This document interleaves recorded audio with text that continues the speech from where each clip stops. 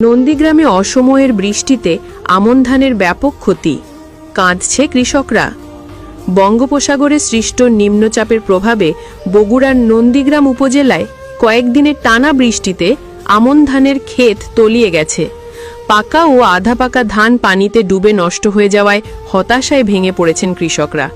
চোখে মুখে হতাশা আর বুক ভরা কান্না। এ যেন নন্দীগ্রামের মাঠ জুড়ে কৃষকের আর্তনাদ। স্থানীয় সূত্রে জানা যায়, নন্দীগ্রাম উপজেলার ভাটরা, বুড়ইল, থালতা, মাঝগ্রামের বিভিন্ন নিচু এলাকার ধান ক্ষেত এখন পানির নিচে। বিশেষ করে যেসব কৃষক ধান কাটার প্রস্তুতি নিচ্ছিলেন, তাদের ফসল পুরোপুরি নষ্ট হয়ে গেছে। বৃষ্টির সঙ্গে প্রবল বাতাসে অনেক জমির ধান পড়ে গেছে মাটিতে। নন্দীগ্রামের কৃষক হাবিবুল্লাহ বলেন, মাঠে এখন শুধু পানি আর নষ্ট ধান। সার, কীটনাশক, শ্রমিক সব মিলিয়ে লাখ টাকার ক্ষতি। এখন আর কিচ্ছু করার নাই। আল্লাহই জানে কিভাবে সংসার চলবে। আরেক কৃষক আফসার আলী কান্নাজড়িত কণ্ঠে বলেন, এমন বৃষ্টি আগে দেখিনি। ধান পাকার মুখে সব শেষ, ঘরে খাবার নাই, এখন ব্যাংকের কিস্তিও দিতে হবে।